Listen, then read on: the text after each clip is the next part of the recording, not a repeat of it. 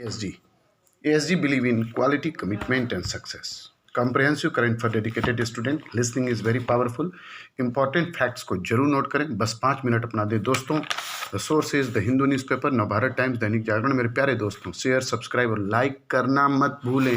आपके इस छोटे से प्रयास से लाखों करोड़ों लोगों को फायदा पहुंचेगा. प्रोग्राम को शुरू करने से पहले I would like to share beautiful shloka of Bhagavad Gita. विद्या विनय संपन्ने ब्राह्मणे गवि अस्तनी शुनु चैव शापके च पंडिता समदर्शिना. विनम्र साधु पुरुष अपने वास्तविक ज्ञान के कारण एक विद्वान तथा विनीत ब्राह्मण गाय, हाथी, कुत्ता तथा चंडाल को समान दृष्टि से देखते हैं. Before starting the programme I would like to share you the preamble of our constitution, जो हमारे कॉन्स्टिट्यूशन का आत्मा है. और ये मेरा मानना है, this is my strong believe, each and every Indian of our country have to know, have to learn, have to memorize the preamble of our constitution. Here it is. We the people of India, having solemnly resolved to constitute India into a sovereign, socialist, secular, democratic republic, and to secure to all its citizens justice, social, economic, and political liberty of thought, expression, belief, faith, and worship, equality of status and of opportunity, and to promote among them all fraternity, assuring the dignity of individual and the unity and integrity of the nation. In our Constituent Assembly, this 26th day of November 1949, do hereby adopt, enact, and give to ourselves this Constitution. The preamble reveals 4 ingredients or components: sources of authority of the Constitution, nature of the Indian state, objective of the Constitution, date of adoption of the Constitution. So the most important, my friend, must note it, listen carefully. Quality gigs a solution to urban unemployment with no urban equivalent to Narega as yet. There must be a focus on supporting new forms of employment. With the Indian economy gradually finding its feet after historic contractions of negative 23.9% of the April-June quarter, economic commenters have busied themselves with debating the need for fiscal expansion and viability of the V-shaped recovery. The debates, however, have shifted focus away from the employment question, considered resolved after a sharp rally following the collapse in employment numbers in the April. More recent data from the Center of Monitoring Indian Economy, however, point to gradual slowdown in the employment recovery from the month of July, with the latest numbers pointing to a sharp rise in the national unemployment rate from 6.51% in November to 9.06% for the month of December. Foundation stone laid for new Anubhav Mantap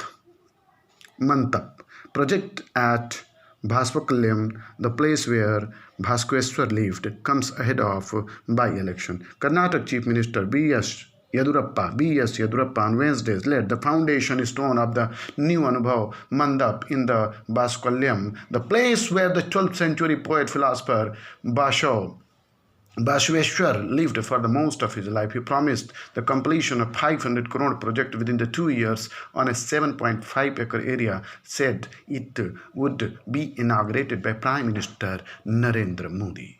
While a project to highlight the teaching of the Basveshwar, an icon of the Veer Rashio Lingayat community, was first proposed back in 2016 when the Siddharth Ramaiah was the chief minister, and the committee led by Governor R.U. Channabashpa was set up a draw plan to project getting a push, now a politically loaded. The next important news is चीन से नए खतरे की दस्तक.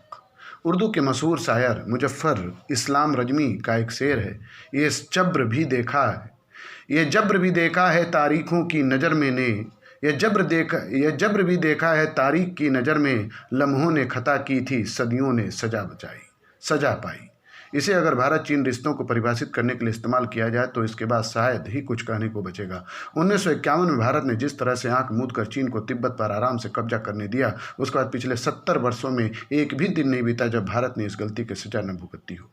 इस भयंकर भूल के बाद चीन की सेना आसानी से तिब्बत को लांघकर भारत की हिमालयी सीमा पर आ धमकी. तब से उसने भारत के खिलाफ जैसे कुराफातों का सिलसिला शुरू किया, उसकी फेहिस्त अंतहीन है. तिब्बत को आधार बनाकर डोकलाम और अरुणाचल और लद्दाख में चीन की दादागिरी अभी चल चल ही रही है।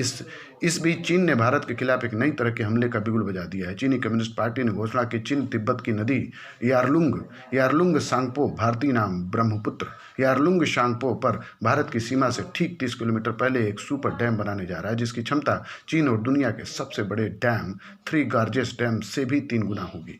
इस पर संभावित खर्च का अनुमान इस बात से लगाया जा सकता है कि 2006 में निर्मित थ्री गॉर्जेस डैम की बिजली क्षमता 22.5 गीगावाट थी और इस पर 31.7 अरब डॉलर लगभग 2300 अरब रुपए खर्च हुए थे। तिब्बत के अंतिम छोर पर प्रस्तावित नए डैम को अगर भारतीय संदर्भ में देखा जाए तो कहा जा सकता है कि इसकी बिजली उत्पादन क्षमता भांगड़ा नंगल डैम से 111 गुना और भारत की सबसे बड़ी पन बिजली परियोजना टिहरी डैम के मुकाबले 27 गुना अधिक है। यानी यह चीनी परियोजना भारत की सबसे बड़ी पन बिजली परियोजना की कुल क्षमता से भी 9 गुना अधिक होगी। चीन इस इलाके में भी ऐसी 2 परियोजनाओं के लिए भी तैयारी कर रहा है। चीन की इस घोषणा ने भारत के लिए बहुत गंभीर चिंताएं पैदा कर दी है। इस परियोजना के लिए चीन जितने बड़े पैमाने पर बात बनाने जा रहा है वह ब्रह्मपुत्र के बहाव को बहुत प्रभावित करेगा। इसका सीधा असर अरुणाचल प्रदेश और असम की अर्थव्यवस्था और पर्यावरण पड़ेगा। इसका प्रभाव भारत और बांग्लादेश के राजनीतिक, सामाजिक और आर्थिक संबंधों पर भी पड़ेगा, क्योंकि यह नदी भारत के बाद बांग्लादेश होते हुए बंगाल की खाड़ी में गिरती है। इस सुपर डैम परियोजना ने भारत के लिए इस सबसे कहीं ज़्यादा एक जोखिम और बड़ा दिया। वह यह कि भारत की सीमा के इतने करीब पानी की इतनी विशाल मात्रा को भारत के खिलाफ कभी भी एक वाटर बम की तरह इस्तेमाल करके असम और अरुणाचल में भयंकर तबाही मचा सकता है। ऐसा हमला भारत की नागरिक आबादी और इंफ्रास्ट्रक्चर के लिए विशेष रूप से वह रक्षा तंत्र के लिए बहुत नुकसानदायक सिद्ध हो सकता है। यह स्पष्ट रूप से खतरे की घंटी है।